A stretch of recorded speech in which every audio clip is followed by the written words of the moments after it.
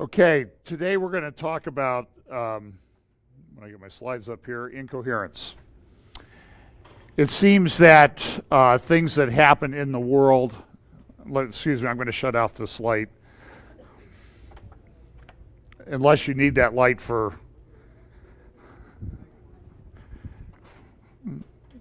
when Brian says he'll make it work, it means if they can't see you, it's no big deal. The slides are what they... It seems that things, as we seem to be getting closer to the end, that things are accelerating and they're becoming more and more incoherent. I see this, the examples of this that I could bring each week are legion. We know in the epistles it tells us that the time will come when they'll not endure sound doctrine. The time will come when they'll turn themselves to myths. People will seek out teachers who will satisfy their itching ears, will tell them what they really want to hear. And this operates on many levels. Unfortunately, it operates in the church, it operates in education, it operates in culture, and boy, does it ever operate in politics. And so we talk about these things each week just to, if not to depress you, not to upset you, but to encourage you that these are times that the prophets talked about. And so we should take comfort in that. It is difficult. And some of the times I bring these things up is, I just want you to know that when you see these things going on that seem to be incoherent and they don't make much sense, one of the things we try to do here, or we try to do through these prophecy updates, is to let you know that you're not losing your mind. That it really is incoherent and it really doesn't make a lot of sense. So let me just give you a few examples of this week. And we'll try to keep this one in a reasonable time frame because it's a holiday weekend and it's moving day here at FBC, since next Sunday we'll be in our new facility. And things have to be moved, and so let's get started. This is a website, Rethinking Schools, that I came across this week. They have a lesson planner, and we have a number of teachers here in the congregation, and I hear from teachers all the time, and they tell me, you won't believe the stuff that they're pushing on us to try to make us teach our kids. Someone sent me from California. By the way, there's some good news. I would say it's a little snippet of good news that bill 2943 that was going to ban any kind of gay conversion therapy and any books that talk about it or books that might be used in that was withdrawn by the sponsor. It passed both houses of the legislature in California, Democrat controlled. It was on its way to Governor Jerry Moonbeam Brown to have him sign it, but the sponsor decided to pull it. Now, my personal view of this is that, one, it's not going away. It already passed both houses of the California legislature, and as California goes, very often so goes the rest of the country. California sort of leads the debauchery parade in the world, not only in America, but in the world. The bill was withdrawn, but it will come back. I have no doubt that it will come back.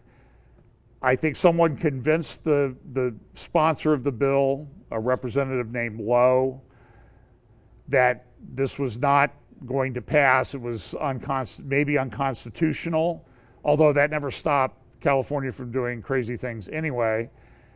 But I think he also withdrew it because the midterm elections coming up are very important.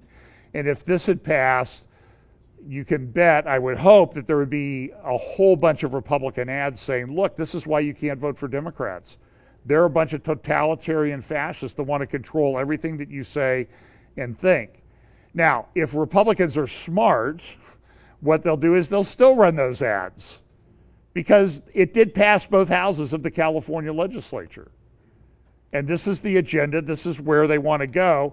And an example of this is rethinking schools, planning to change the world. It has a lot of sponsors or people that have signed on to this to say this is a great thing.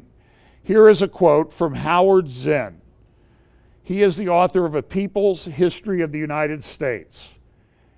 I have heard Zinn speak with my own ears, and I have heard him say, it would have been better for the world if the United States had never become a country. He calls this an imaginative and innovative idea in the field of education.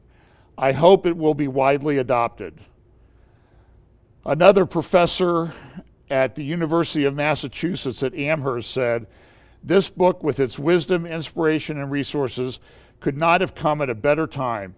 Every teacher, novice, veteran, and in between, will love planning to change the world.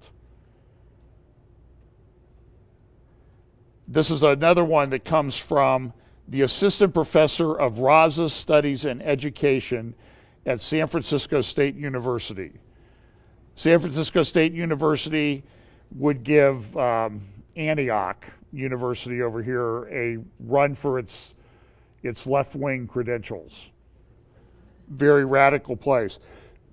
This professor says, after 18 years in the classroom, I have found a planning book that treats teaching as an art form. On virtually every page of this book, I find myself challenged and inspired to think more deeply about the importance of what I do every day in the classroom. And look at what the subtitle of this is: A Plan Book for Social Justice Teachers. And then you look down here and all these other, I was going to download it. I really wrestled with it, but it cost $10. And I don't know, I decided not to do it. But they also have a number of other things on the Rethinking Schools websites. Look at this. Look at the titles that they have. And these are given out to teachers. And teachers are using them all over the place. And again, I told you, I had a California teacher send me something the other day, and she said, look at what, they haven't really come out with policy yet, but they're giving us all of these videos to watch about how to teach first, second, third graders about transgenderism and gender identity. And it's like, what about, like arithmetic or reading? Where did we, and I personally think that this whole issue about transgenderism is sort of the canary in the coal mine. Dennis Prager, who I respect, a Jewish commentator, conservative, not a believer, not right on everything, but he said this week, I heard him in an interview the other day, folks, you have got to get your children out of public schools. Now look, there are a lot of good public school teachers, but the overall bigger agenda, and I had a conversation with someone yesterday about this at some length, what do we do to protect our kids? I mean, we don't know how long it is until the Lord returns, and we have to protect our children. And at this point, I'm almost convinced that in many places, the only thing you can do is get your kids out of public school. Get them in a Christian school, homeschool them, but the situation is, I think, pretty dire. And other good thinkers. So look at what these people say. A people's curriculum for the earth. A people's history for the classroom. Now, what do you think their political orientation is in these lesson plans? Think it might be a little bit left-wing, socialist. Funding for justice. The line between us. Open minds to equality. Pencils down. Planning to change the world. Reading, writing, and rising up. Second edition. Rethinking Columbus. I don't think they mean the city that we live in a suburb of. Rethinking globalization. Rethinking multicultural education. And then here is one. I almost bought this one. It was only $5. Classroom Crusades. And when you go to the website, it's essentially, look at what Christians have tried to do in our schools. The battle lines are drawn. I heard someone the other day say something about, I think we're moving towards a civil war. And I can't say that I disagree with this. And the person that said it was not, I don't even remember the political orientation of it. I heard it and I thought, yeah, that's right. This is an article at Fox. My daughter prayed to Alexa, here's the incredible thing that happened. And what the person notes, this is a article on Fox News, and essentially the person says this: my kid prayed to Alexa, and Alexa started giving answers to my child, to my little girl. And do parents really even realize that this stuff is going on? And this has a cumulative effect on people. I read a lot of left-wing newspapers just because I like to know what the enemy is thinking. This is a long article this morning in Haaretz, a left-wing Israeli newspaper, all the ways democracy is crashing and burning. The subtitle of the subtitle is "The Accelerated Erosion of Democratic Regimes in the West is the subject of a series of recent books and articles in the United States. The Israeli reader will find it all frighteningly familiar." And what it's saying is, everywhere you look, democracy is collapsing. Now, that's not exactly true, that people are rising up against left-wing ideology that permeates their democracies or their governments, and they're voting it out of office. And of course, this can't be happening because socialism and communism is so perfect. Even though it's insane. Look what happened under Mao. 100 million Chinese killed. What happened under the old Soviet Union? 20, 40, 60 million people killed. Yet people think, well, we're going to do it. And what we need is a society that is equal. And I would suggest to you that there are societies that follow socialism that are equal, and usually what you see is chaos. This is a picture of the Simon Bolivar Bridge between Venezuela and Colombia a couple of months ago. They're all going one direction, and it's not from Colombia to Venezuela. They're going from Venezuela to get away from, to Colombia to get away from Venezuela, because why? It's so bad there. I saw a cute little tweet of that socialist that's running for Congress in New York, and it said she was, I think it was a Babylon Bee article or something like it. The problem with the Babylon Bee is, right now, is it's satire, but it's so close to the truth that sometimes you look at what their little articles they put up, and they're supposed to be satire, but now they're so close to the truth that it's very difficult to understand. And so what they said on the Babylon Bee was, a socialist congressional candidate says that she is so happy with Venezuela because inflation has made all of them millionaires. Think about it a little bit. Poor millionaires. And so, like I said, the Babylon Bee is very, it can be pretty vicious, but I think it's very funny. You see these things. This is a tweet from a California state representative. At 2 In-N-Out, tens of thousands of dollars donated to the California Republican Party. It's time to boycott In-N-Out. Let Trump and his cronies support these creeps, perhaps animal style. Now, by the way, that is very inviting, that picture. And the response has been that In-N-Out's been inundated with business over the last few days. People are standing, and if you've ever been to an In-N-Out in California on Saturday around the lunchtime, there's like I mean, I've been places with 100 cars in the drive-through. It's and if you've never experienced it, I think they have some in Colorado now, Arizona, Texas, Nevada. So if you're ever around those places, check it out. Very simple menu: hamburger, cheeseburger, double cheeseburger, fries, milkshakes, and soft drinks. But you can get look it up online. There's a secret menu, okay? So for example, my comment was I want to support it now. I may go order a 4x4. That's 4 patties and 4 slices of cheese. And a Diet Coke. So, but this is what they do. I mean, I often laugh. Sometimes you'll see people at the salad bar, a salad, 8 pounds of salad and a Diet Coke. And, this thing that took place over the past few days. Do you ever remember funerals like this? I mean, Aretha Franklin, how long did that thing go on? Somebody said they're going to, between the McCain funeral and the Aretha Franklin funeral, they're going to have to come out with box sets of DVDs because they could turn them into a series. And do you remember the mainstream media being in love with John McCain back when he ran for president in 2008? I mean, how much positive things did they have to say about him?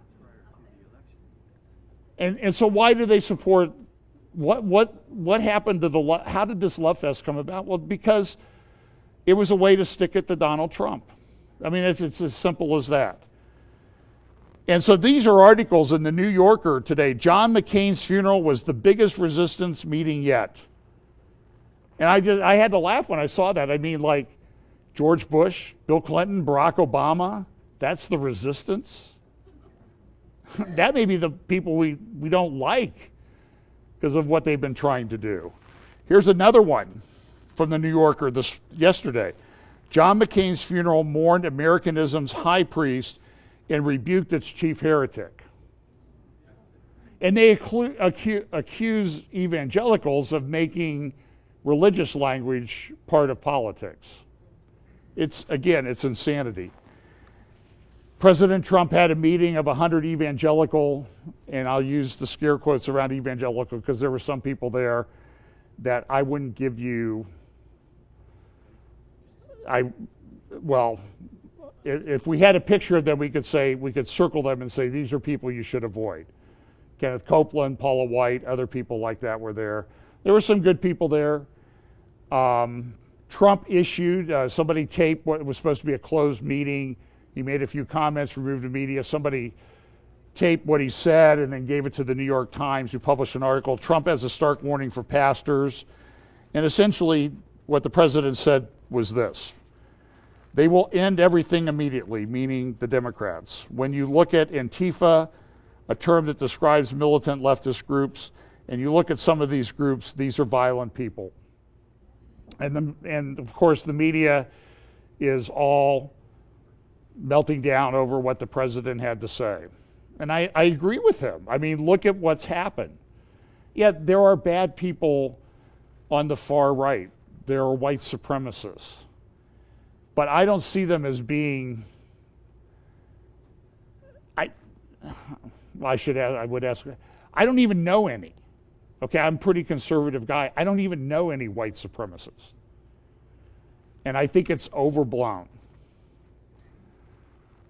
But it's the way it is. I mentioned this last week that China had got into a CI communication system a number of years ago, and dozens of assets, CIA assets, agents, spies that were working to gather intelligence from China were killed, murdered, executed by the Chinese government. It's just not talked about that much. Foreign policy did mention it. There was also a report this week that Hillary Clinton's emails were sent, every one of them, from her private server to a Chinese company. Every email she sent or received, the server was hacked, And a little program was put on there so that all of her emails were sent to this Chinese company. And at some point you ask, with what the Clintons have done, was it intentional? Or were they just really, really negligent? And I think the jury is out on that. And I could talk for a long time about all the investigations going on, but we'll skip over that for this week, because I think this is a little bit more important. These headlines that came out, this happened just last Sunday before I talked, and I really didn't have time to look at it because it had just been released. But a archbishop who had been the Vatican ambassador to the United States issued a letter. And what it says is that not only did Catholic hierarchy, and even the Italian newspapers picked it up. Here's a picture of one of the pages from an Italian newspaper. Talked about this scandal of priests, pedophiles, and abusing underage minor. About 80 or 90% of it was boys. In fact, here is Vigano's letter, both in Italian and English. You can find it online and download it. And essentially it says, listen, there are secret documents in the Vatican Embassy in Washington, D.C. that show that the cardinal in charge of Washington, D.C. knew about this, covered it up. They knew about Cardinal Carrick's constant liaisons with young seminarians and young altar boys and that sort of thing. I heard a very good interview, if you can find it. Dennis Prager interviewed, I don't remember who it was this week. He's written extensively on this. He's written some recent articles at thestream.org about this. And what this man advocates is, listen, what President Trump should do is say, Vatican, you either turn those documents over to us, waive diplomatic immunity, or your ambassador goes home and we're breaking diplomatic relations with the Vatican, because this is that serious. And it's a massive problem. I think we've only seen the tip of the iceberg.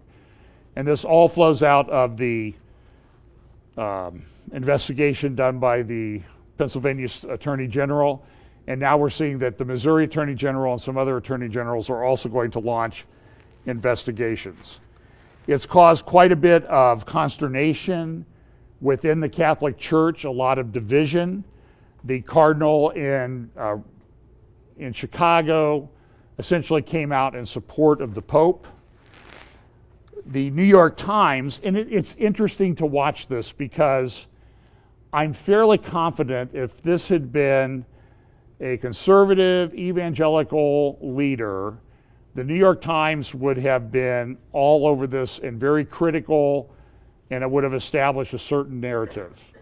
What the New York Times did in this case, though, is they immediately started posting these articles about, well, now, is the man who's writing this, is he really telling the truth? I mean, and so what this person who was interviewed said is, listen, you need to look at what Vigano said, because the story is very true that there is essentially what's called the Lavender Mafia that is in pretty much control of the Vatican. There were sanctions that were issued by Pope Benedict. Pope Benedict was presented with a 300-page dossier on all the problems that were going on: cocaine, drug-induced sex orgies with gay boys between priests and young males in the Vatican, in the walls of the Vatican.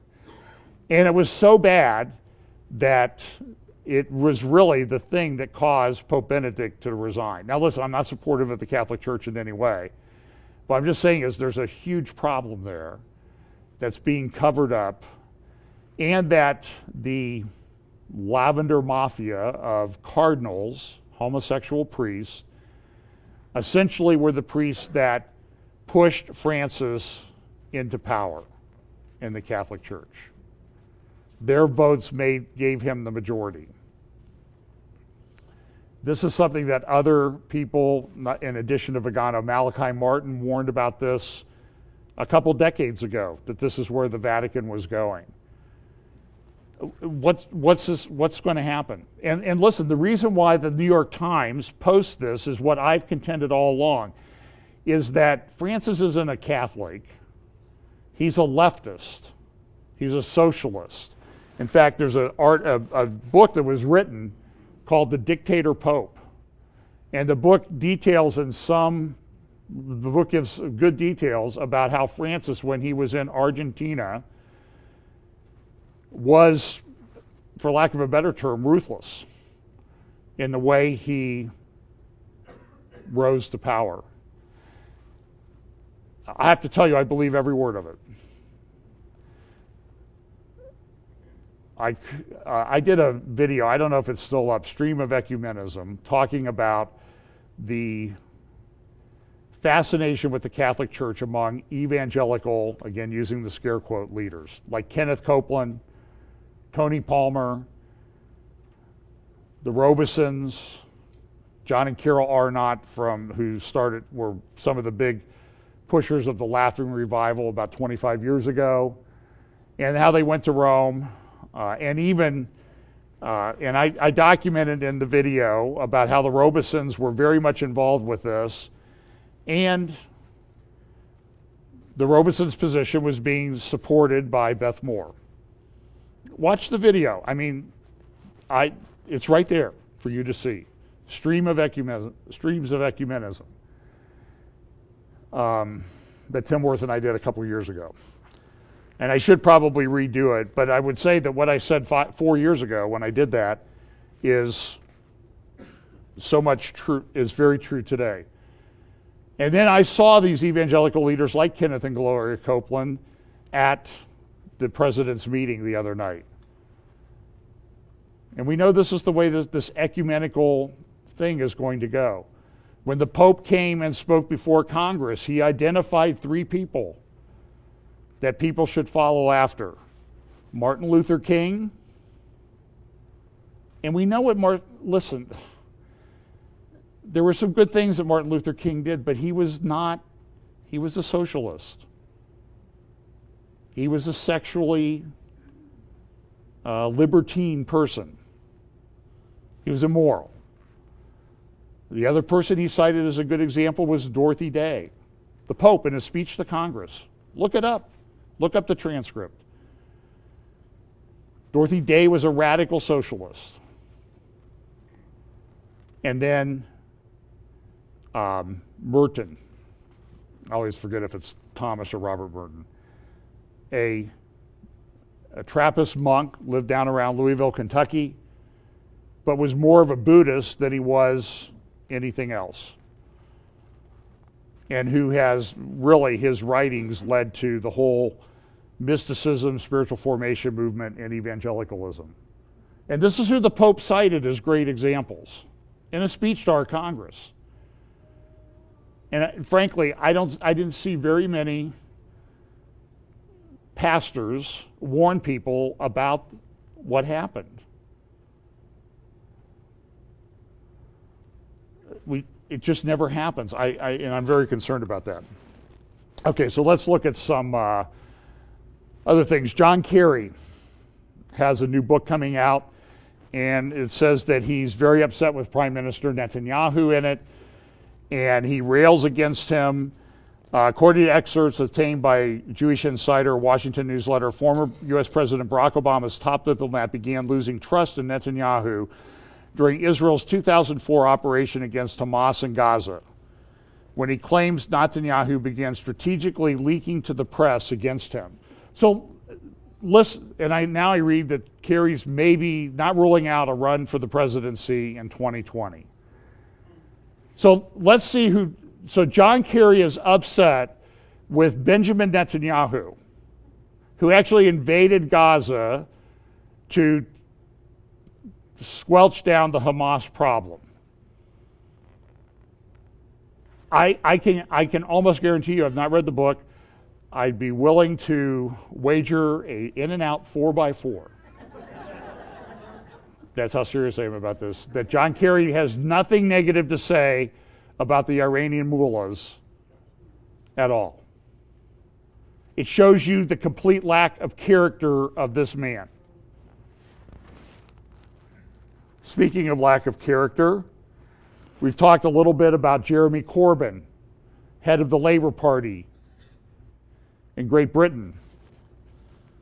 And this anti-Semitic, and here he is, a picture of him. The guy on the right was inciting terror attacks online and ended up in prison as a terrorist in Israel.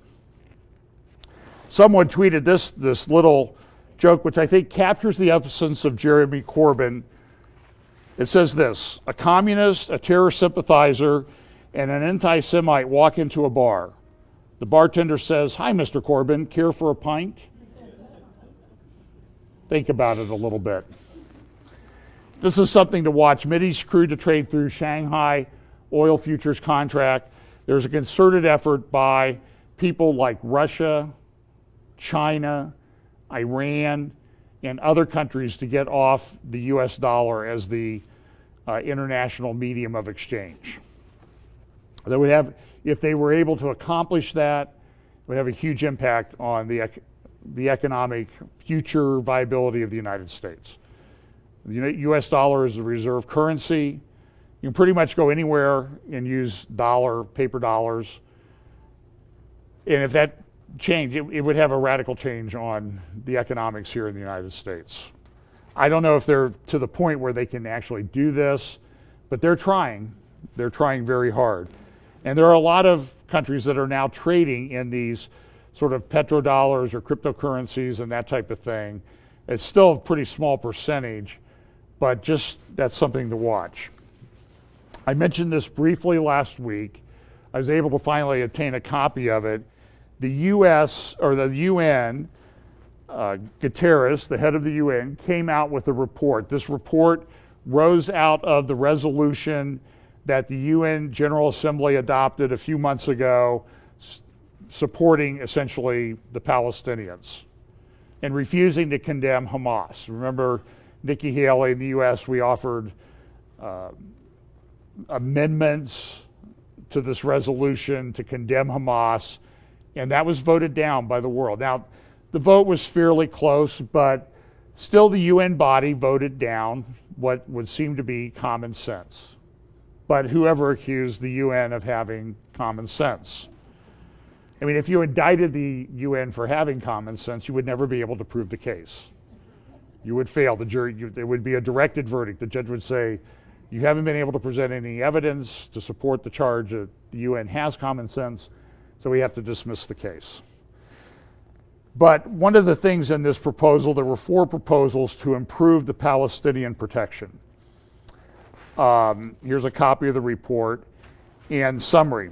The present report is submitted pursuant to General Assembly Resolution ES 10/20, in which the Assembly requested the Secretary General to examine the situation in the occupied Palestinian territory and to submit a written report containing, inter alia, his proposals on ways and means for ensuring the safety, protection, and well-being of the Palestinian civilian population under Israeli occupation. Now listen, a year ago, Pam and I spent a lot of time in what the world calls the West Bank, what the non-commonsensical UN refers to as the occupied Palestinian territory. And I will tell you that at no time did I see, and we were in some areas where there were no other Israelis or Americans or anyone else. I didn't really,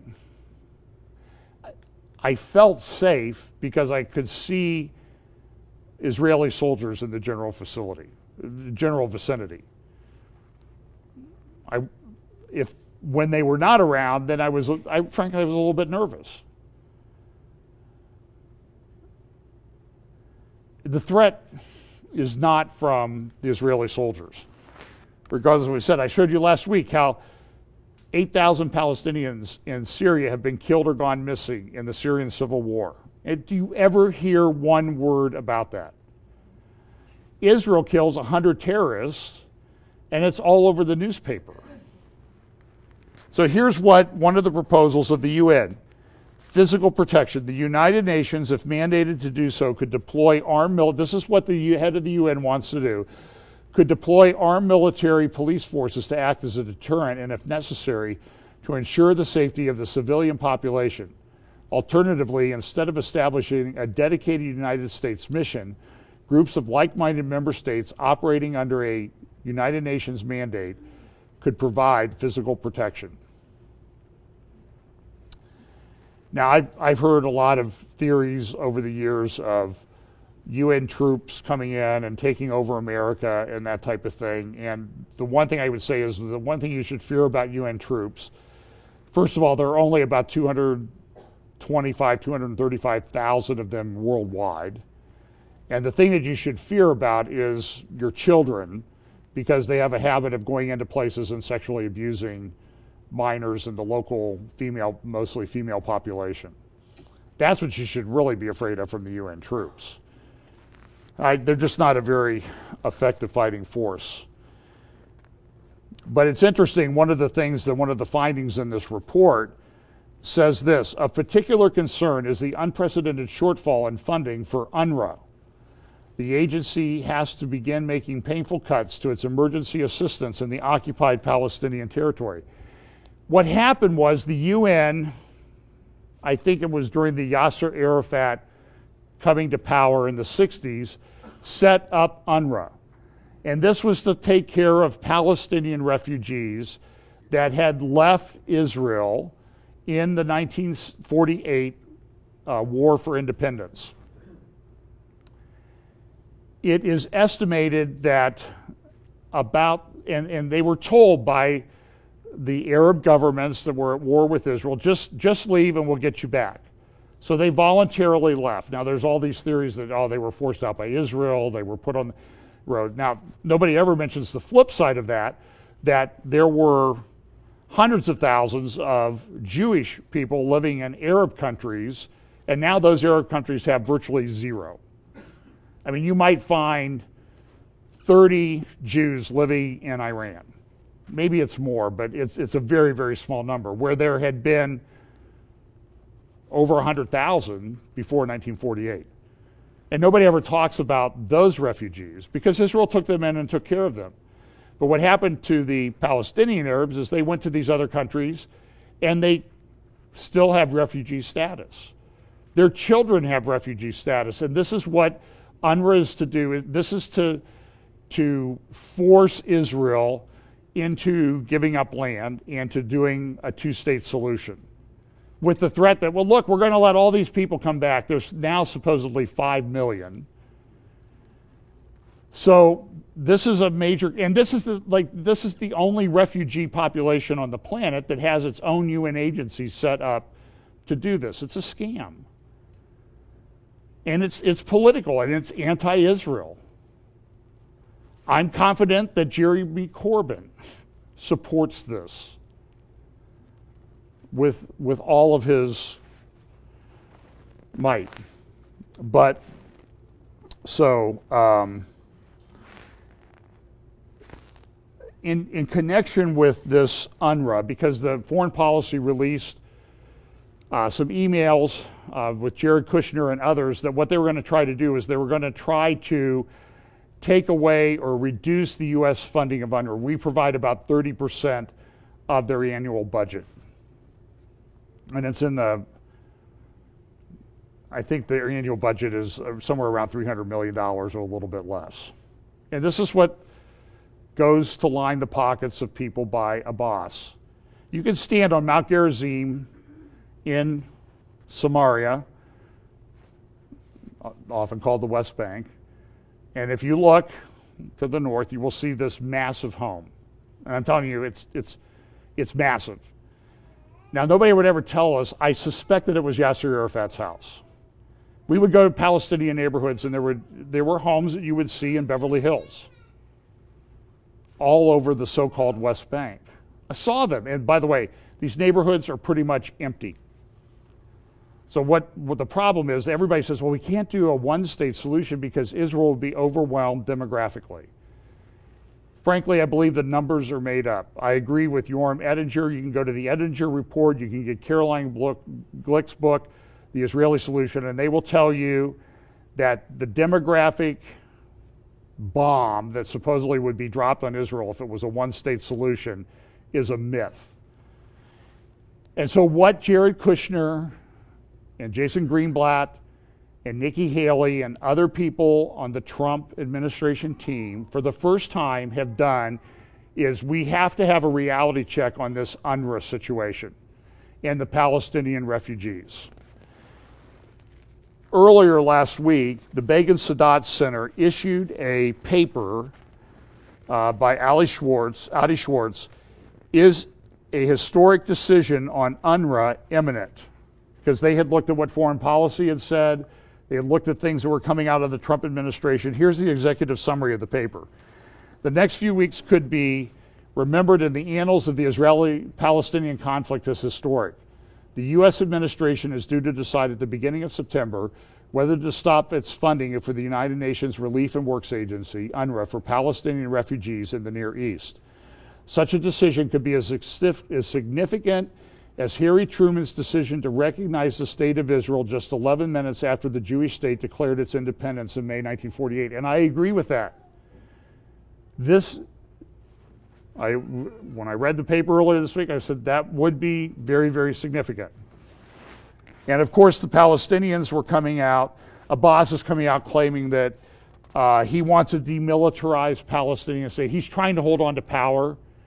He's being undercut by policies of the Trump administration.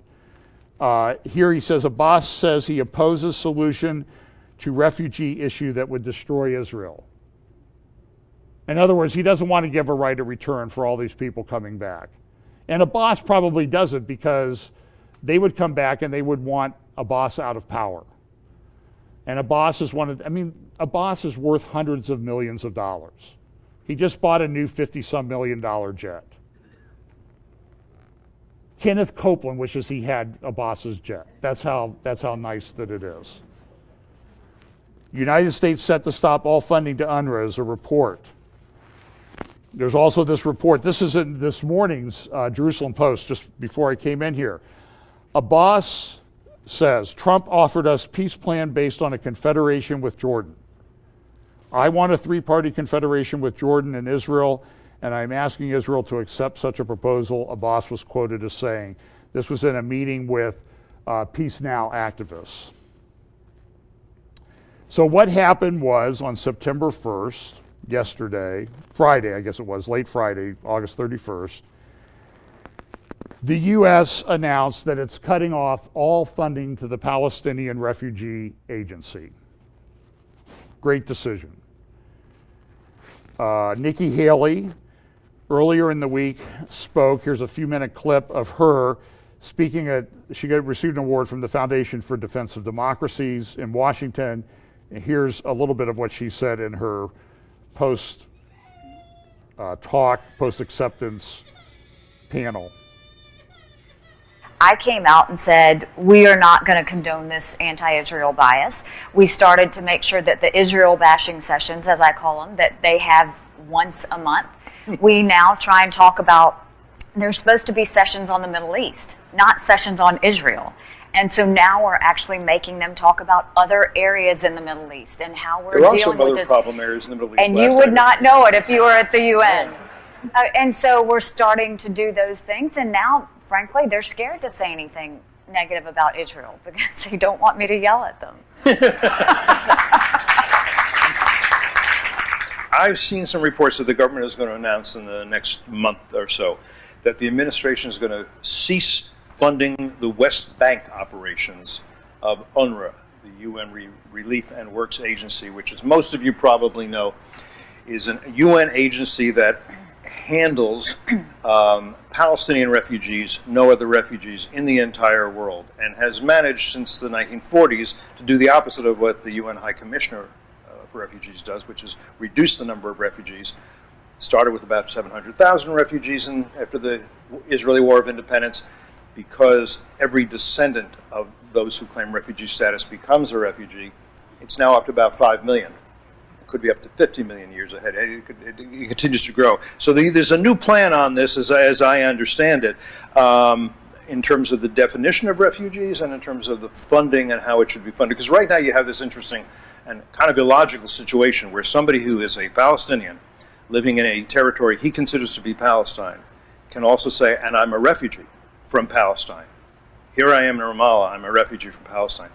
And why isn't the Palestinian Authority, which claims to be governing these people, assuming some responsibility, as opposed to saying, no, there's a UN agency that does it, it's funded by the donor community, which means us and a few others, we don't need to worry about this, we can worry about other things.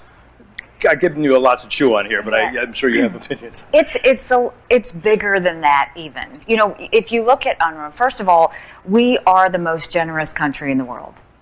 And we do that because it's in our core. We believe in human rights. We believe in democracy. We believe in freedom. And we're always going to fight for those things, not just here in America, but for every country that craves that. And when you look at UNRWA, there's a couple of issues there. First of all, you're looking at the fact that, yes, there's an endless number of refugees that continue to get assistance. But more importantly, the Palestinians continue to bash America. One other question, I'll move on to another subject, and that is the so-called right of return, the idea that every Palestinian who calls himself a refugee, whether one who left in 1949 at the end of the war, or the great-great-grandson, or whatever, that they all have or should have a right of return. And in fact, that the negotiations should be left to the final status agreement. Would it not make more sense to say, look, Palestinian refugees, they can come back to the state of Palestine if there is a two-state solution, which requires two states for two peoples. And one of those two peoples must be the Jewish people and must be recognized as that. But 5 million Arab Muslims who can say they're not coming back, get the right of return off the table. It's not to be negotiated. It's not going to happen. Once it's accepted, it's not going to happen. Then you say, okay, how do we come to terms so we have a two-state solution? Do you agree with that? The right of return? I do agree with that, and I think we have to look at this in terms of what's happening in Syria, what's happening in Venezuela, what's happening in other parts of the world, and how we treat refugees and how we're going to look at that going in the future. So I absolutely think we have to look at right of return. Everyone should be uncomfortable about Iran and the progress that they have made. If you look at what they've done in Syria and the way they've moved into Syria, if you look at now how they're helping the Houthis in Yemen and all the tragedies that are happening in Yemen, in Lebanon, the attacks and the things that they're trying to do in Israel, Iran is a problem. And she talked extensively about Iran. You can find that on YouTube if you want to see the whole thing. So, of course, the Palestinians reacted to the U.S. announcement of cutting off funding for UNRWA. It's a gift to terrorism.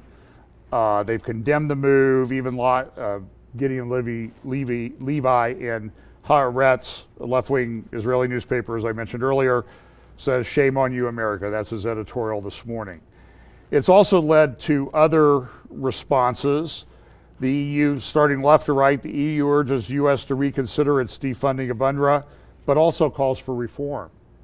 And this is very interesting. Everybody complains about what the Trump administration is doing, but it is changing. I have to give him credit. It's changing things, the way things are done. And it seems to be working. Now, I have concerns about dividing the land and all that. We know that. But it is changing the way things are done in geopolitics. And it's interesting. We just don't know how this is going to play out. The Palestinians are considering going directly to the UN over the UNRWA funding cut. Netanyahu came out and hailed the U.S. funding of the Refugee Perpetuation Agency, he called it, UNRWA.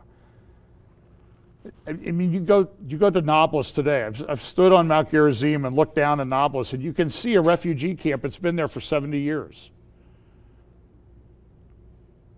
They've kept these people in refugee camps for 70 years.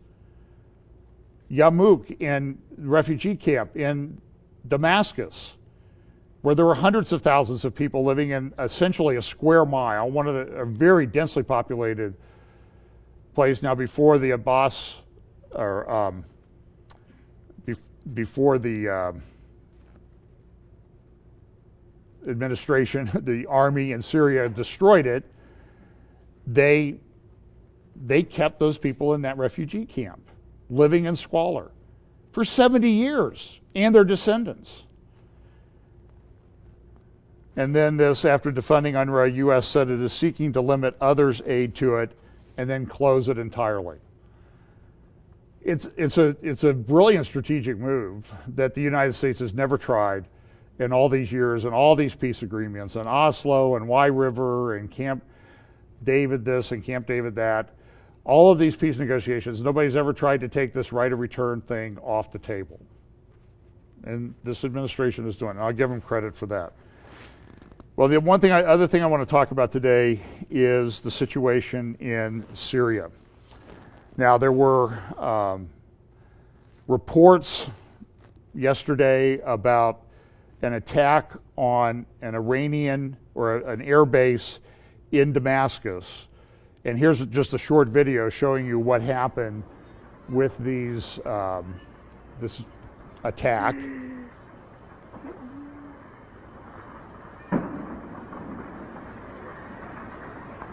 Ya aman.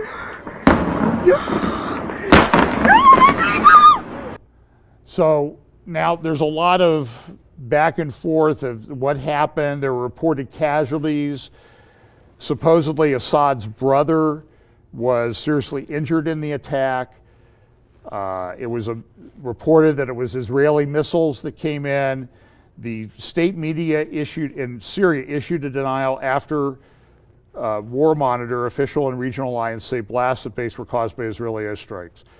Iranian state media confirms electrical fault, quotes unnamed military official. It was an electrical problem that caused some munitions to explode at the air base, and it wasn't really an Israeli missile. So you just have to kind of wait and see how this plays out. The other thing that Iran is doing is they're shoring up their attempt or their building of a land bridge from Iran to the Mediterranean. This is a significant development. They continue to do this. They have now moved medium to long-range missiles into Iraq, areas of Iraq, established, based on the reports I've read, missile factories to build these missiles in Iraq, using the cover of Shiite militias in Iraq. The Iraqi government is very unstable. There was supposed to be a coalition. It's gone back and forth. I don't know if they're going to be able to form a coalition, but it would be very sympathetic to Shiites.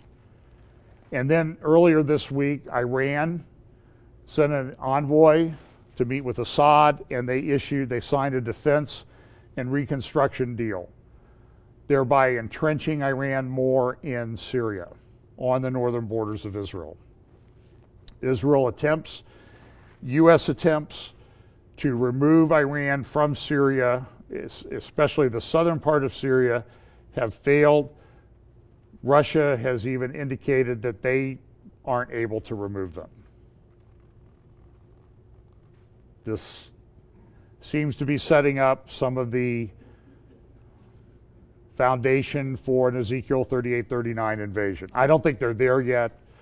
Ezekiel 38-39 talks about a mighty army. I just don't think they're a mighty army yet. They're still trying to gain control of other parts of Syria.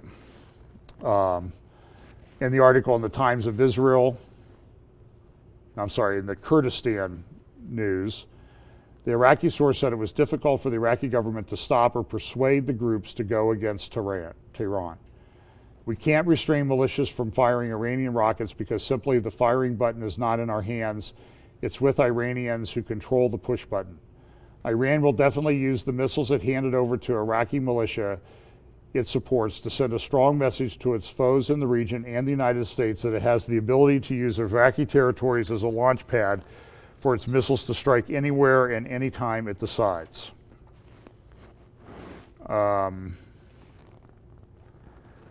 This is a report. I'm trying to remember where I got this from. This comes out of The Guardian. in Great Britain. Russian sophists west for bloodbath it is planning in Syria's Idlib province. Listen to the first couple paragraphs of this. The escalation is all on Russia's side in Syria. It is assembling a naval armada off the Syrian coast comprising 25 ships. The U.S. has sent one submarine to the area. Combat aircraft and the missile cruiser Marshal Ustinov, the biggest show of force since Putin intervened in Syria in 2015. The fleet is ostensibly engaged in exercises, but Dmitry Peskov, the Kremlin spokesman, admitted the drills were directly linked to Idlib, that's in the far north part of Syria. It's the one place where the rebels still have control. It's where a lot of rebels from the south were told, listen, you can't stay here. We're taking over the south, but we'll send you up to Idlib. And they put thousands and thousands of people on buses. They bus them up to Idlib. And now Idlib is being surrounded by Syrian and Russian forces. And everybody is thinking that there might be a bloodbath. The Russian-Syrian axis is stepping up its diplomatic offensive too. Sergei Lavrov, Russia's foreign minister, warned last week that militants in Idlib, he did not say who, must be liquidated, describing them as a festering abscess. Syrian's foreign minister, who met Lavrov in Moscow the following day, was blunt. We are at the final stage of solving the crisis in Syria and liberating our whole territory from terrorism. And so it's a situation that is, when you look at it, it seems to be incoherent. Because I could take you to blogs and people with Twitter accounts that support the Syrian regime and Russia, and they will say, oh, look, the U.S., the white helmets, and everybody is planning these chemical attacks. And Russia even came out this week and they said, they've moved into Idlib province, they're in this part of Idlib, around the city of Idlib, and it's these people, and they're planning chemical attacks. To which my response was, well then, if you know this, take them out. Or is this just propaganda that you're going to do chemical attacks and blame it on Syrian rebels? And to be honest with you, I don't know what the truth is. Russia is pretty good at using propaganda, though. We need to remember that. In fact, if you listen to this interview on Dennis Prager about the Roman Catholic Church scandal,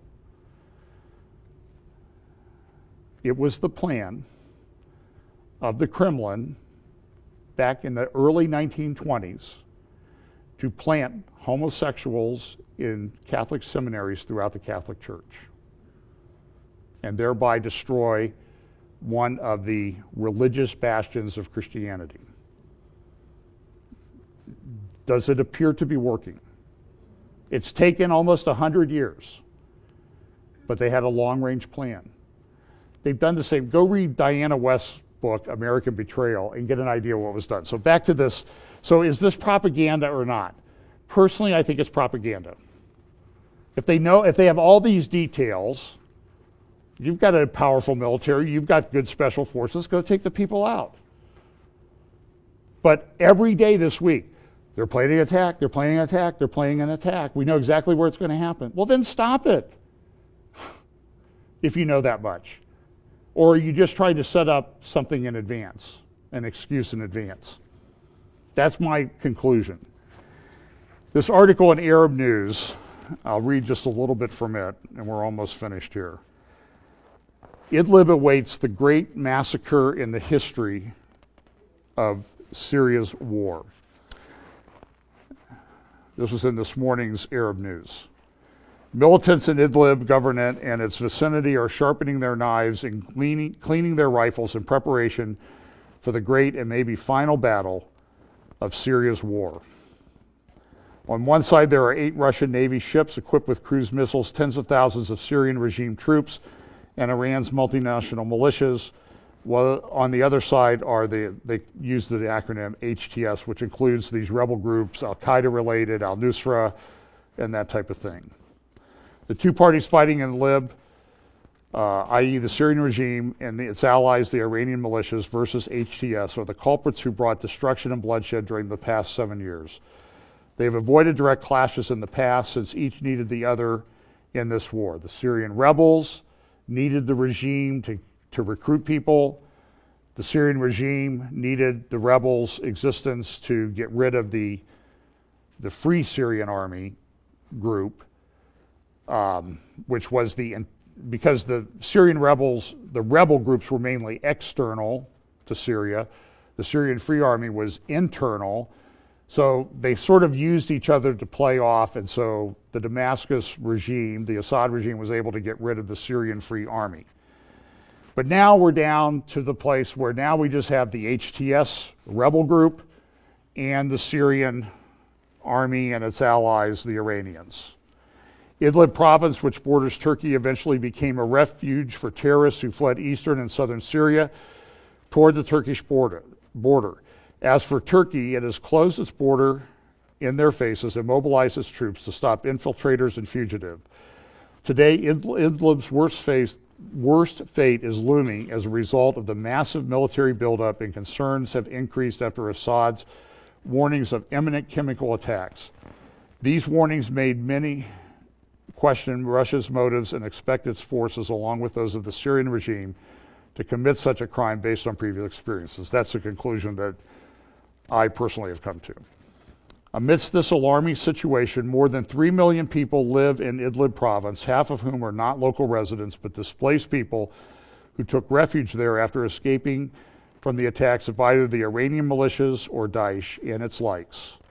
Inhabitants are not allowed to leave the province's cities and towns, as they are being used as human shields and hostages in the face of intensive military attacks. Therefore, if the war erupts in Idlib within the next few days, as the Iranians, Syria regime leaders, and Russian military leaders are threatening, we may witness the greatest massacre in the history of Syria's civil war. This is what made the UN Special Envoy and mediator express his sadness if the war ended with a massive tragedy like the one feared in Idlib. And that could happen. So pay attention to that, because it will dictate how things go. It will only strengthen the Syrian regime. It will strengthen Iranian influence in that area, and Russia will be there. This is a report. Iran and Russia are prepared to battle over control of post-war Syria. And then there is one other thing that's happening, and I'll close with this. This report came from AL Monitor the other day.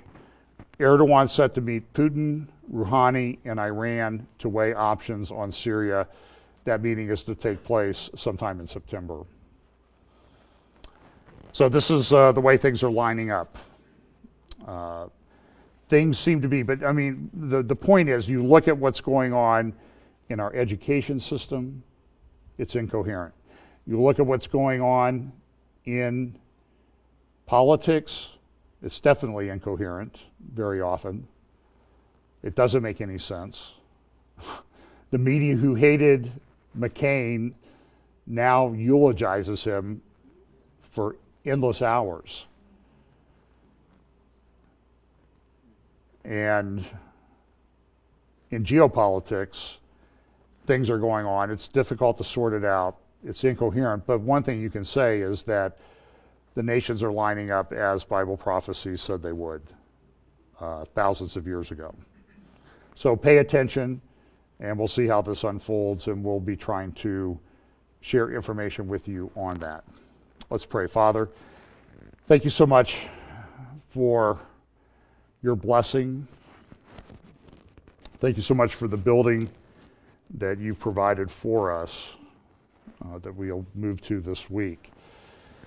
Father, I also thank you for the gracious, blessed gift of your Son, Jesus Christ, who came and died in our place to take the punishment that we all deserved. Lord, I pray that you'll give us opportunities to share the good news of that gospel with people around us this week. We pray that if anybody is trying to decide what to do with Jesus Christ, that your Holy Spirit would prompt them to accept the free offer of salvation through grace by faith in Jesus Christ and his finished work on the cross.